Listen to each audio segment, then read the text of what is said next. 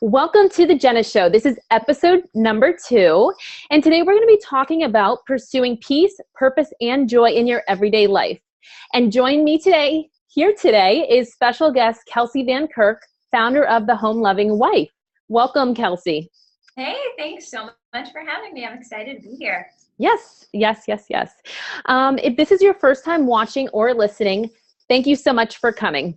The podcast is produced every week for your enjoyment, and the show notes are available at jennamarievargas.com/The Jena Show.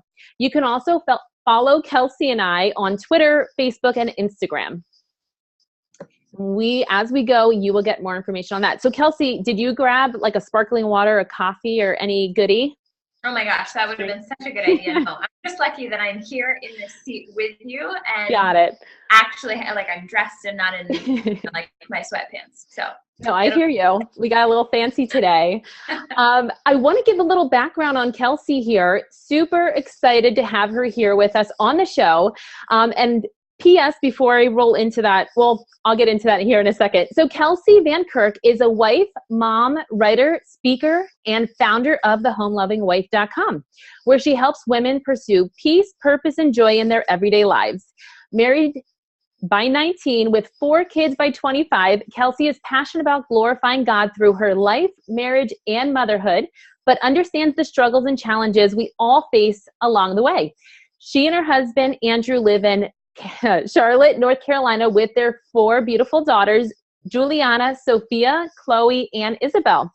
You can contact her with more on Kelsey and the Home Loving Wife on Facebook, Instagram, or by signing up with her for her new free challenge called it's hashtag 10-Day Peace Pursuit. So little intro there, Kelsey. So how is everything going weather-wise in Charlotte, North Carolina? I know it's been a little crazy with Hurricane Matthew. Yeah, so we are pretty much central North Carolina. We're a little bit in the east, but so we just got a couple of days of rain. But this time of year is always kind of cool and crazy because so fall is officially here. The leaves are changing. It's cooling down outside, but it'll get down to like the 50s. Like my husband and I went on a date the other night, and I had like jeans and boots and like a long sleeve shirt on with a scarf, but I didn't bring a jacket. So we left the movie and it was like 10 o'clock at night and we were freezing. But then right now outside, it's like 70. So it warms up. It's like a 20-degree difference, depending on what end of the day you're on. But it's gorgeous this time of year. So I love it. Good. So I know we're in central Pennsylvania, and we finally just busted out our scarves and our sweaters, and I have my boots. It's like 40 something degrees. And then during the day it warms up, but I'm from, been in Florida the last 10 years, and we've like thinned out our blood. So it's super, for us, it's chilly. So we have the kids bundled up. Yeah. Oh, yeah. So good. So tell me a little bit about, talk me through how you started your business, The Home Loving Wife, and kind of the purpose and your passionate heart behind why you started this and founded this business. Yeah. So honestly, I started last year. So I just celebrated my 1-year anniversary in September. September 28th was the official launch of the Home Loving Wife blog last year. And I started it as both kind of a creative outlet and sort of heart-focused mission, but also with the intention of hopefully growing it to be something that I could leverage to create income for my family while staying home with my babies. Mm-hmm. But honestly, I didn't really start it with necessarily this big, huge business-focused end in mind. I don't really have, my husband and I have kind of a variety of direct sales business background and things like that. But I obviously, as you know, I got married really young. I started having babies right away. So I don't have a ton of, business experience under my belt. And, but I love to write. I love to speak into other women's lives and encourage them, and just the kind of the unique circumstances that have created kind of the heart of my story. It just felt like that was something that I could use where I was at. And it's always been really important to us for me to be home with the kids. So I've been home since halfway through my first pregnancy with my oldest daughter.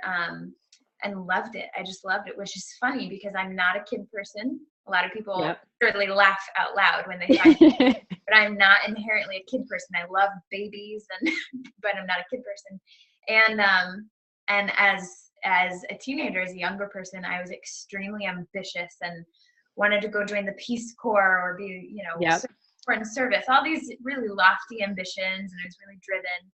So the fact that I got married so young and pretty much took on like the Susie Q homemaker I love it. with really my testimony, and just the fact that, I kind of had these plans and dreams and visions laid out for my own life, and then God just kind of got in there and shook everything up, honestly, and I couldn't be more thrilled that he did. So the Home Loving Wife really kind of started just from a place of me wanting to step into create a space where I could step into the lives of other women, wives and moms specifically, who found themselves on a similar path in their journey, marriage and motherhood and homemaking, all of that. Because as rich and rewarding as all of those things are, it can be incredibly isolating, Right. And as much as I think women are drawn to having relationships and community with each other, I think that there's still kind of a void of people stepping up and being like, you know what, you're not alone, and all of these different things, all these different seasons, you're not alone in feeling that. So it started just being a blog and a place for me to, I created content kind of sharing, resources and strategies and what I kind of created as the answer to the question that I got asked all the time, which is how do you do it all? Which I always thought was funny.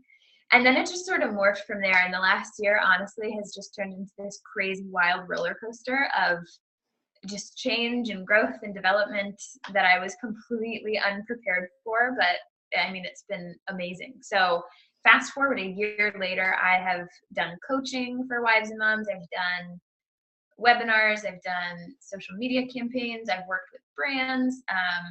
I've created courses, so many different avenues and paths that my small little business has taken over just the last year. And what's funny is in the last month, I've really kind of honed in and sort of shifted focus a little bit. And it finally feels, I think, I took the first year to kind of just feel my way. Right. Amidst, all the normal, my kids are home with me 24/7 all day, every day. So it's been, all of my work is tucked into the nooks and crannies that I can find throughout the day, Well, on that note, I know you said that they're homeschooled. So talk to us a little bit. I know we were chatting about your schedule. So how are you able, tell us the age difference between the four, not the difference, the actual ages of each of them, and how you're able to fit in your work and then their focus for school. Because it is a constant, as I know as a mom of two, it sounds like probably nothing compared to four, but like shifting from, work mode to mommy mode to what needs to get done in the house, and then shifting constantly being, it gives me chills because it's like that constant flexibility of being like rolling with the punches, and a kid might get sick in the mix of it all. Like talk to us a little bit about your schedule. Because I feel like that as a woman, like brainstorming, and as a mom, it's always good to kind of like, oh, that makes sense. Like how she's doing it or how she structures her schedule. Can you kind of talk to us about that? Yeah, totally. So, and that's one thing I don't think I ever knew really, that I was kind of good at time management, but motherhood has shown me that it is. Yep. I think I actually enjoy it. It's almost like a game to me, how much can I fit, Right. But I will say, if I'm not careful, if I'm not self-disciplined, it can be to my detriment. So it's overwhelming. Yeah. Exactly. You've got to be careful with that. But so my girls are 6, 5, 3, and like 20 months. So they're all really close. Had them all in 5 years. My oldest is in first grade. My second is in kindergarten. And then the 3-year-old's kind of in preschool. But honestly, we tend to be pretty casual. And one of our big kind of passions and focuses with our kids is just cultivating a love of learning and incorporating learning into every aspect of our day. So it's actually shocking sometimes to me how much I don't realize my kids are learning just through life every day, and them being home with us and turning everything into a learning opportunity. That's been nice. But so this is the first year that we're really kind of being more structured with our oldest's education. We're taking her through a full, put together curriculum for her, and then the kindergartner kind of sits in with her for that. So it's not more than an hour and a half a day, Okay. kind of everybody's school. So that is the one nice thing, is that when you approach it, that you're able to fit more into a condensed amount of time, because they're sitting there and it's just focus. And so some days we sit down and we crank it all out in one sitting, but more often lately I actually will do like 15 minutes here, take a break, go run this errand, pick it back up, here and there. And that just actually seems to work better. So kind of the general flow of the average day for me, as long as I can make myself get to sleep on time, I get up at about 5:30, and literally roll out of bed, head into my office, and get to work about 5:30. And I don't know how this happened, other than me just setting the precedent and following through with it with them. But my kids are really good sleepers, and they're really good at understanding that when they're in their rooms, like, they're in their room until I come to get them. So they don't tell me when they're ready to get up. Tell them when it's time to get up. Yeah. And I've had a lot of people ask me, like, teach me your ways. How do you get your kids to stay in the rooms till 8:30? And I don't really have an answer. I think something that I've learned is that the more kids that you have, I think you just do things without really actively thinking about it, because you kind of have to. Sure. And so for all of our sanity, it's like I had to sort of implement these systems that maybe when you have fewer kids, you don't feel as that's as necessary to do, right? So work hours for me are usually like 5:30 to 8:30 in the morning, and then I stop and get them all up and breakfasted and ready for the day. We have a membership at our local YMCA where I get 2 free hours of childcare, which is amazing. So a lot of days we will head over there, and what I like to do, and I've not been good about this lately, but what I like to do is I take my laptop, I check them in, I work for an hour, and then I go exercise for an hour. And then pick them up, and we'll come home and do lunch. And then nap time is sacred in our house. So my 2 older girls don't really sleep anymore, but they are confined to their room and it's good for them. It's so good for them, and they play and, put their laundry away or whatever. So nap time. And then after nap time, we'll do snack. That's when we'll do most of our school. Sometimes if we stay home in the mornings, we'll do some school in the mornings. But afternoons is chores, homeschool time, clean up the house, make dinner, eat dinner, start getting ready for bed, get everybody to bed. And then it's either unplug and hang out with hubby on the couch and binge watch Netflix, or that's when I keep working too. So lately I've been trying to get way better about reserving as much as possible my evenings, because that's when my husband's home and that's kind of his downtime. Sure. Evenings and weekends as being that's what I try and shut down a little. So thank you for walking us through that, because I feel like for me it's important for viewers and listeners and others to kind of figure out a schedule that works for them, because some people are either, I'm like you, like an early riser at 5:30, you get a lot accomplished in the morning, and then you set the day up the right way. Are you doing any like prayer and meditation in the morning? Because I feel like that definitely also sets the stage for the day. Do you do that in the morning? It does. So I do, and it doesn't. What's so funny is I am by nature I'm a firstborn, and I'm extremely type A. All of that. So I used to be way more structured, and the last year of my life has broken a lot of that in good ways. And it had to learn to roll with the punches and not care so much about what things look like, as long as X, Y, and Z are being accomplished, Sure. And so one of my saving graces is Lisa Turkhurst's and Proverbs 31 Ministries, their First 5 app, because and my husband literally makes fun of me for this, but I'm a morning person. So even if I'm exhausted, I can literally roll out of, like, my alarm goes off and I wake up and I'm like, okay, it's time to get up. And I can literally pull my laptop into my lap, turn it on, and start working. Like, oh, wow. It's like, boom. Yeah. And I know it's super weird, but sometimes that actually works better than kind of giving myself this like slow, wake up process. And sure. So I do enjoy to wake up, read that quick 5-minute devotional, and kind of set set that tone for my day. But I find actually that nap time during that space, I used to totally reserve that for working, and I find that I'm kind of starting to feel run down by that time of the day. So anymore, I actually, if I can help it, will reserve that as sort of my me time. So I'll do a little bit of work, but that's when I'll have my Bible studies or take a nap if I need to, or things that are kind of more me time, since clearly I'm just a weirdo and can plow right into that work. No, it's not a weirdo. I feel like whatever works for you. That's why I always like to get people's like insight and feedback of what works for them. Yeah. So then shifting gears into the 10-day peace pursuit, I'm super excited. I was checking it out. I love your website. You always have awesome like layouts, and you can just really speak from the heart, and you can tell that in your writing, which I love. Talk to me a little bit about your 10-day pursuit and how you kind of came up with that and what the need was. And then we'll talk a little bit more about why you decided to speak to your dream, like your target, this like audience of women and moms and wives. Yeah, so it's actually really, really exciting for me. So like I said kind of earlier, when I really first started this blog, in my mind, it was going to be a Pinterest blog. So, and you know what I mean? Like the kind of blog where you go on Pinterest and you find a tutorial for how to do this DIY. I love all those. Yeah.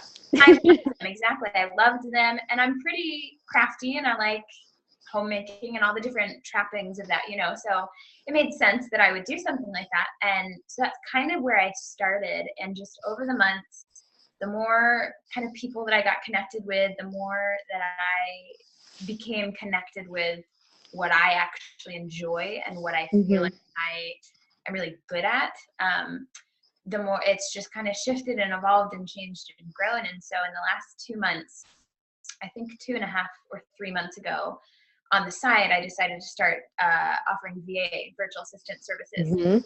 So I did that, and it's been amazing. I had a ridiculous response in a really short amount of time, and it was completely unexpected. So I kind of went through this process of taking all of that on, but not immediately changing anything in my life either. So I literally was working between my VA stuff and the home living wife stuff. I was working like 40 hours a week in between everything else. Yeah. And it was too much. So I had to, and it really kind of forced me to get super, super clear and seek out the core of what I was trying to accomplish with the home living wife, because, I have this client work I've taken on, and that has to take a certain amount of precedence. So that means I'm going to have to be really good about being strategic about what I'm doing with the home living wife. What am I trying to accomplish? And so that actually inadvertently helped me to get some clarity and realize that my focus kind of up to that point had been on sharing my answers and my strategies and my, the answer to, in terms of, providing that for other wives and moms in similar situations. And it's not that that's not good. It's not that wasn't working, but something was missing for me. Right. And I could tell that it wasn't going to be sustainable long term. And so after kind of seeking it out, I realized, you know what, part of it is that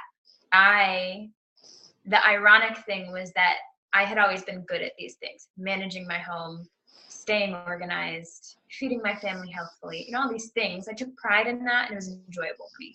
But once I transitioned into teaching other women how to do it, I was losing it in the back, like in my own life. I just got spread thin. And so things like, we ordered pizza multiple times a week, and it just gets to the point where you're like, okay, is this worth it? Right. Heck, like it's probably not a great idea just in the name of teaching other women how to do it that I'm sacrificing so much behind the scenes.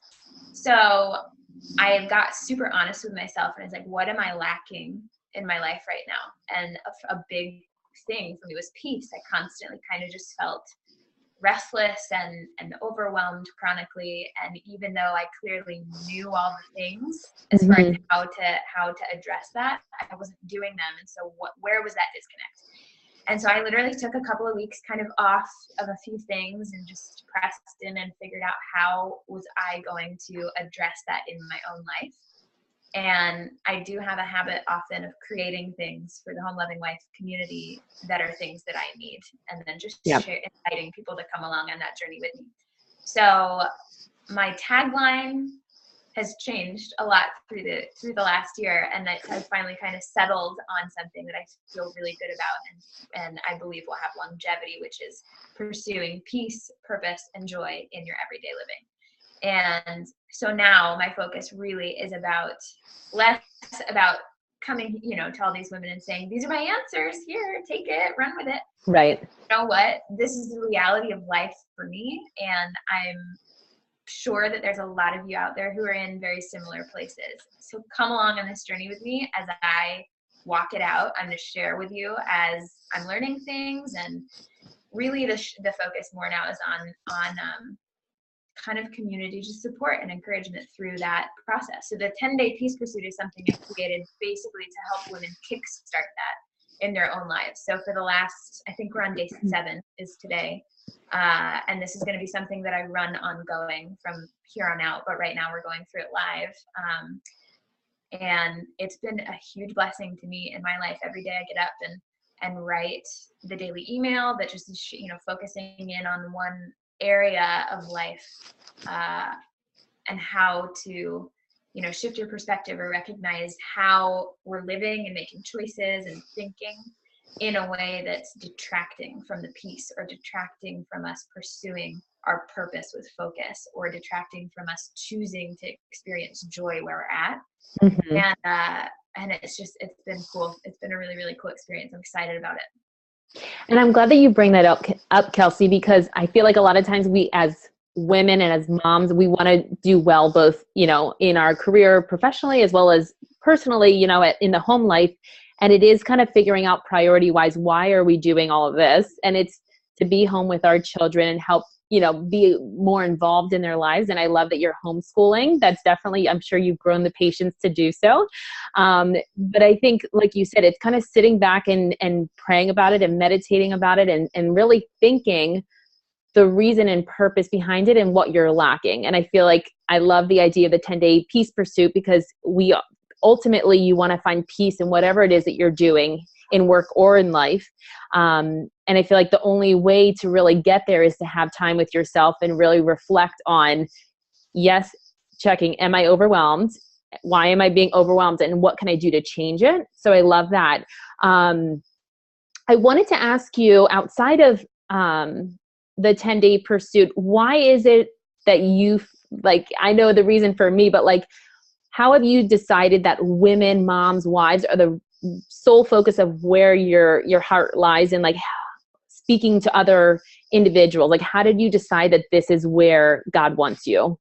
Yeah, so I think it's just because for me, like I kind of mentioned earlier, I kind of for years was in this space of really, at the end of the day, focusing a lot on me and what I wanted to accomplish in life and where I wanted to go and what I wanted to see and experience. And it's not that that's necessarily bad inherently, but when I literally describe it as God transplanted my vision for his, which is better in my case. And when that happened, I just started to see everything differently, and how he created me and equipped me specifically to be able to not only pour the best of myself into blessing and supporting and doing life alongside this new guy who I picked to be my life partner, but also to raise and equip a generation of new little girls who are going to go out and make amazing impacts in the world too. And so that in and of itself is huge to me and extremely valuable, and that's enough for me. But I think once I had my 4th daughter, it just kind of started to become really evident to me that it wasn't just, my story, again, it wasn't just about me. It wasn't just about my family, that there was value that I'd been kind of given and equipped with, and given us, a variety of other variables. I was in a position to be able to bless other women. And so it kind of just made sense, I guess. I also, so funny story, I don't know if you're familiar with the Strengths Finder test. I love. Yep. Yeah. So I took it apparently a couple years ago whenever I started serving as the coordinator of the nursery at my church. because I want to do that, just, good steps into leadership roles so that they have a better understanding of you and who you are and how you operate. So we did it, but I realize now in retrospect that they got my results, and I had apparently like the online profile or whatever, but I never actually like found out or looked at them. And so something else that I found recently was like, you should go take this, and this is why, blah, blah, blah. So I went to go do it just out of my own sheer curiosity and found, oh, I've done this already. And I have a whole internet profile that tells me all about it. So I literally sat down and read through them, and I can't remember all of them off the top of my head, but one of the ones that really stuck out to me as being one of my top 5 strengths is belief, which is weird. But once I read through it, it completely makes sense. And the way that looks in someone like me, someone like my life, is I'm extremely motivated from a place of having strong belief in things. And if I lack that kind of convicted belief, then I'm not fulfilled in what I'm doing. So I think that's kind of a big reason why desiring to minister really and speak into the lives of other wives and moms is because I so obviously identify and relate to those hats, those roles, those seasons of life. And it's intrinsic to kind of where I feel like my calling was directed, as a teenager, kind of shifting that. And I just believe in it so much, and believe in the need that there is that women have for having those kind of resources and that kind of community and that kind of encouragement. So that's kind of how it happened. Just sort of A led to B, led to C, and here we are. No, this is great. And then is there within the Home Loving Wife, talk to us a little bit about some of the other types of areas or things that maybe you're focusing on. Do you have any upcoming community activities outside of the 10-day Peace Pursuit, any courses or anything else as far as for viewers and the audience that you wanted to mention as far as like upcoming activities or like big projects that you're working on? Yeah. So it's funny. I should have been prepared for this question, and I was not in advance. So in the past, I always have an answer for this question, because I'm always working on something, and I am working on something right now, just nobody knows about it yet. And so you guys get to be the first to hear. So, I've done lots of courses, and I love doing those things, but something that's been really kind of impressed upon me is that there's a ton of resources. Like, there's no shortage of information and resources and things out there that you can find to help with anything in your life. And though I think there's tremendous value there, I've poured a lot of time into creating things like that, and so far nothing's really quite like stuck and hit in kind of a big way yet. And so I sort of had to get honest with myself and be like, okay, well, so either you need to shift your approach or learn something different, or figure out what your thing is. And so I created the Peace Pursuit to kind of jumpstart this movement, if you will, of rallying women and igniting within women a desire to start practically practicing pursuing peace, purpose, and joy in their lives, to kind of align with the shift of the Home Loving Wife. And then so later this month, I am going to be opening the doors for a new membership community for wives and moms. Oh, yay. Yeah. So, that's exciting. Yeah. So I've had just kind of the Home Loving Wife Sisterhood has existed just like as a free Facebook group in the past, and some amazing, awesome things happened in there, awesome relationships formed, and I've had it on my heart for a long time to be able to give more in that space. But as you have limitations. And so, yeah, so it's been something that I've kind of had in the works for a couple of months, and really, I think just needed to get myself over the hump to just do it. So that's going to be kind of my primary focus for the rest of the year. And then the reason why I'm not taking on any other like big creation projects, is because I have always had the dream to write. I love writing. And so starting in November, I'm going to start putting pen to paper for my first book. So that's a big step. Yay. So that's exciting. So exciting. So lots of stuff in the works kind of for the next 6 months or so. Yeah. Very nice. So I wanted to ask you regarding like with the membership group, are you going to be adding then content or videos? What can people expect from that membership opportunity? Like how frequently would you be adding maybe new content or new kind of updates? Yeah, so what it's going to look like is it's going to be a monthly membership community with a variety of different components. So there's obviously going to be the daily kind of support and engagement, which I found was extremely valuable to people when I had the free membership or the free community group aspect of it. So there's going to be that level, just kind of an ongoing community of women. But then we're also going to have things like monthly workshops, resource libraries. I'm going to have like a local meetup directory of all the members' information. Awesome. So that and resources for helping women actually connect together locally if they're in each other's area. And then we're going to have weekly like coffee chats, which will sort of be kind of group coaching style, just a chance for me to have designated time to get in there in the group with everybody.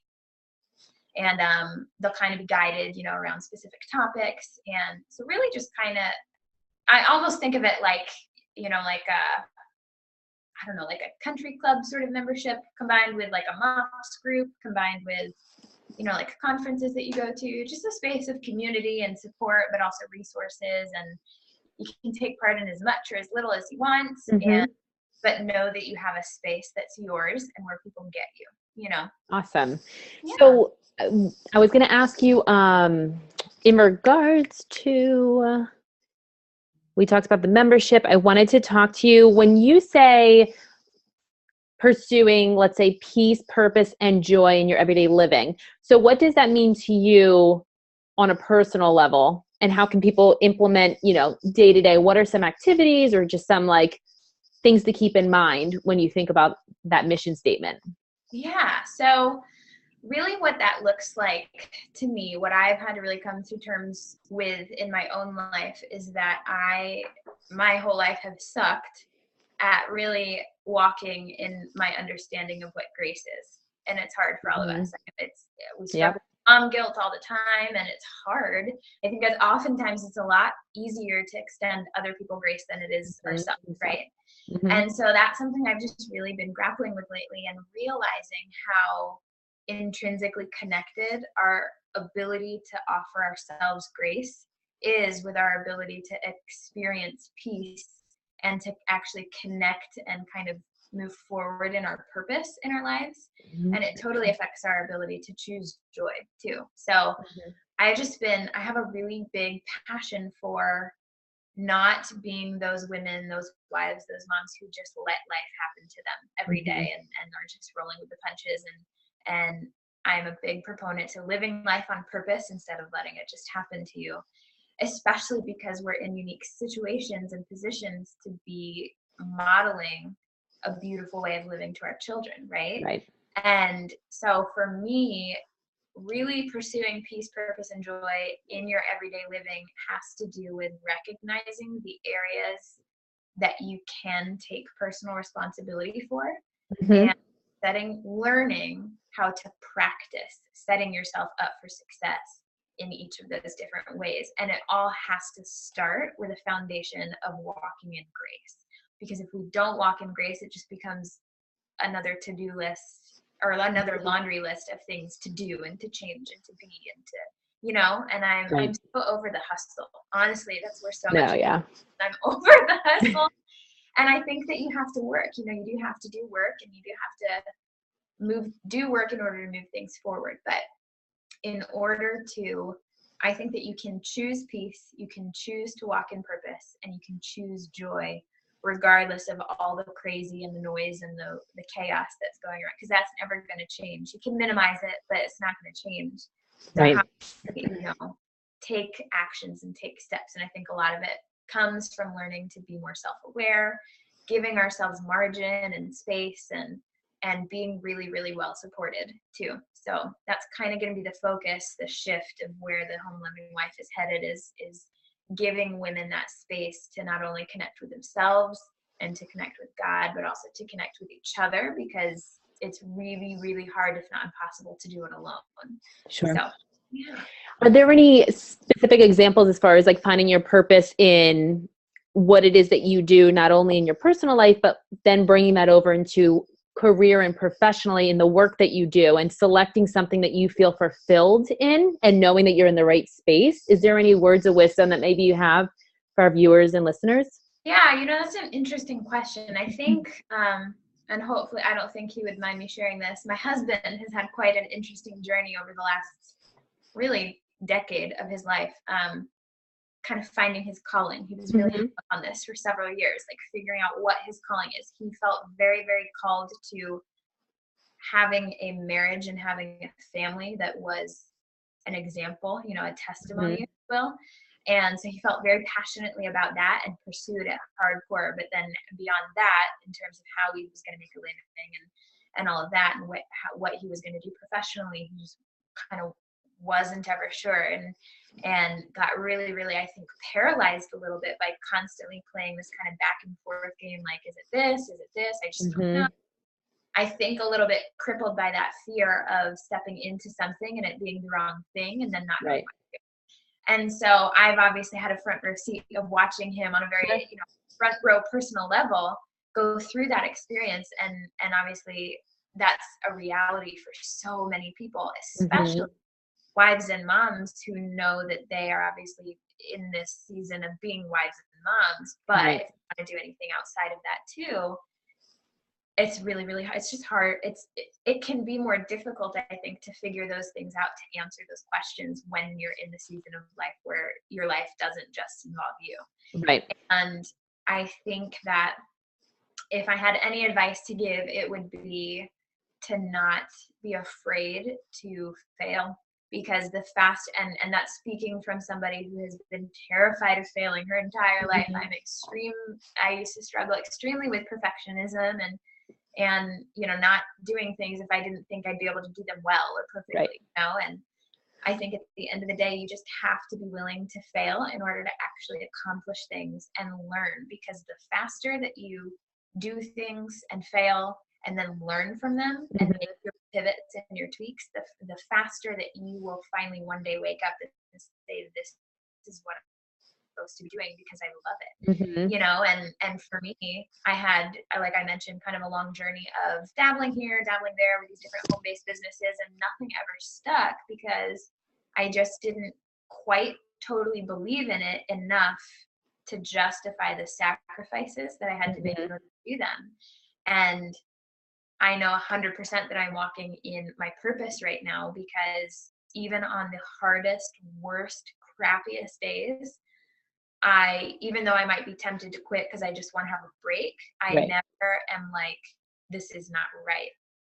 I still love to get up and make things happen and push through, because I know it's worth it. I know it's valuable. And one of the biggest things I think that's contributed to that is being intentional about making connections with the kind of people who will affirm you in what you're doing and be there to encourage you when you have those experiences. So I think that if you can be intentional about cultivating a network of people in your life who can speak to what you're doing, that helps, I think, kind of create inherent belief in us, which gives us confidence in knowing, yes, this is what it is. This is where I'm supposed to be. Or it gives us the confidence to say, you know what? It's not. This isn't where it's at. I thought it might be. It's not working. So we need to go back to the drawing board and look at something else. So I think we cheat ourselves out of a lot by staying crippled and paralyzed by fear. And so that, at the end of the day, that's kind of what I always go back to is fear is not of God. It's literally pointless and not productive regardless of. Right. So if you can get the fear out of the way, it becomes way easier to answer those questions and to not be afraid of just pursuing things and figuring it out along the way. And I'm so glad that you brought that up, because it's so very true that sometimes we get paralyzed and we don't even know, like, if I go in this direction, is it the right decision? But if you don't, your best bet, like you said, is to pick a direction and kind of navigate and see if it's going to work out. And if it doesn't, at least you're further along than maybe you were before. And then you kind of pivot in another direction, like you do the self-check and like temperature check, like, is this for me? Am I at peace in my heart? And, is this my purpose here? And you when you do that, you can't lie to yourself. Like it's either you are being honest with yourself or you're just going the easy route. But I think the best thing you can do, like you said, is do the self-check and decide, is this, you evaluate at that point, does this feel like the right decision? And when you had mentioned, connecting with community or with others to kind of get feedback along the way as well, what are your thoughts on doing the difference between having the virtual community and actual like an in-person, like whether it's a local church community, or I think it's just something different about interacting with people live and human to human than it is nice to have the virtual world as well. But what are your thoughts on having both? Do you have a preference? Yeah, that's an interesting question. So I am extremely introverted, which a lot of people don't believe me when I first tell them. I'm a big introvert. Yeah. And so, and especially being a stay-at-home mom with a lot of kids. So like, if I ever go to a play date, it's like a circus taking over their home. So all of those things have made it extremely challenging for me to be intentional about pursuing in real life, right, connectivity.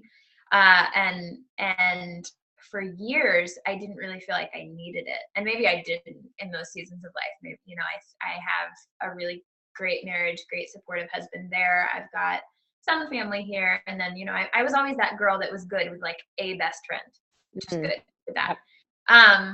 But ironically, in the last year, I have actually, for whatever reason or another, developed kind of more of a desire to have those in-person connections and to sort of cultivate that sort of network. So it's very much still a work in progress for me. And the bulk of my support network is virtual, actually. And it's actually been wild, the connections and the people who I have connected with online and literally never met in person, but we call each other on the phone every week. Yeah.